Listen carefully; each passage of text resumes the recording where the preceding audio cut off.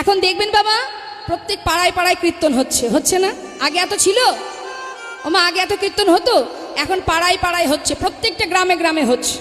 তথাপিও মানুষের মনের মধ্যে এতটুকু ভক্তি সঞ্চয় হচ্ছে না। কেন বলুন তো? এই যে আপনারা এখানে এসেছেন না, অনেক এসেছে কীর্তন শুনতে, কীর্তনিয়া কি গাইবে একটু শুনবো। অনেক এসেছে কীর্তন দেখতে, মানে কীর্তনিয়াকে দেখতে, দেখি তো কেমন দেখতে। আর অনেক এসেছে নিজেদেরকে দেখাতে। হ্যাঁ, যে যাই একটু হরিবাসনে মুখটা দেখিয়ে আসি, নাহলে সকালবেলায় সবাই আমার দিকে আঙুল তুলবে, তার থেকে একবার গিয়ে একটু সেজে গুজে মুখটা দেখিয়ে আসি। আবার অনেক এসেছে সুযোগ বুঝে একটু গল্প করতে। অনেক রকমের ভক্ত আছে।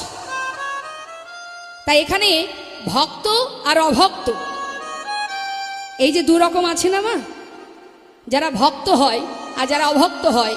একদিন এক ভক্ত জিজ্ঞাসা করছেন ভক্তিবেদান্ত প্রভুপাদের কাছে যে, হে প্রভু, একটা প্রশ্ন নিয়ে এসেছি তোমার কাছে, আমার একটু মন দিয়ে শুনুন। যারা ভগবানকে ভালোবাসে তাদেরকে তুমি কেমন ভাবে দেখবে? আর যারা ভগবানকে ভালোবাসে না, লোক দেখানো ভক্তি নিয়ে থাকে, যারা তোমাকে ভগবানকে ভালোবাসে না, যার নাম করে না, তাদেরকে তুমি কি করবে? তখন ছোট্ট করে দৃষ্টান্ত দিলেন মা। বলছি, বিড়াল দেখেছো? বিড়াল, বিড়াল যখন কোনো ইঁদুর ধরে, একটা ইঁদুরকে যদি দেখতে পায়, তাকে শিকার করবে বিড়ালটা। সে কি করে মা? কোনো দিকে না তাকিয়ে তার লক্ষ্য থাকে বিড়ালের দিকে, তাই না?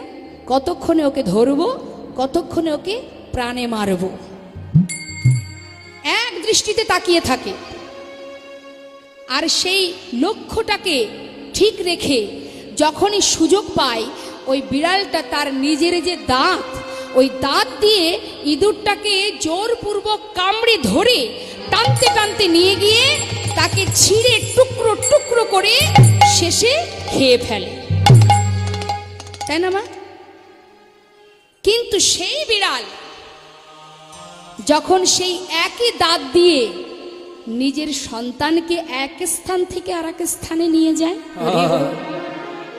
একই দাঁত, কিন্তু দাঁত তো তার পাল্টায়নি, তাহলে সেই দাঁত দিয়ে, যে দাঁত দিয়ে একটা ইঁদুরকে ধরে তাকে ছিঁড়ে টুকরো টুকরো করে খেলো হিংস্র বাঘের মতো করে, আর সেই বিড়াল আজ তার নিজের সন্তানকে একই দাঁত দিয়ে ধরছে, এমনভাবে ধরছে যেন তার অঙ্গে এতটুকু আঁচড় না লাগে।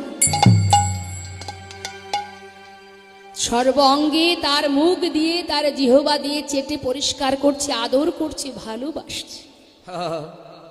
তা ভগবান, যারা ভগবানকে ভালোবাসে না, তাদেরকে ঠিক বিড়াল যেমন ইঁদুর ধরে ওইভাবেই ধরবে। আর যখন কোনো ভক্ত ভগবানকে ভালোবাসে, ভগবান বললেন, আমি তো তাদের কাছে কিছুই চাই না। আমার ভক্তরা যদি মাত্র দুফোঁটা নয়নবাড়ি বরিশন করে, কি চান ভগবান? ভগবানকে বলেছে যে তুমি আমাকে বিষয় দাও, বাড়ি দাও, গাড়ি দাও, টাকা দাও, না, কিছুই চান না তিনি। একদিন দেবর্ষি নারদ ভগবানকে জিজ্ঞাসা করছেন, হে দয়াময়, তোমাকে কেমন করে ডাকলে তুমি ভক্তের ডাকে সাড়া দেবে? শুনে যান মা কথাটা। বলছে কি, দেবর্ষি, কোনো ভক্ত যদি আমাকে ভালোবেসে, তার যদি কিছু না থাকে, দুঃখ নেই, একটা ফুল দিয়েও যদি আমাকে ডাকে, আমি তার ডাকে সাড়া দেব।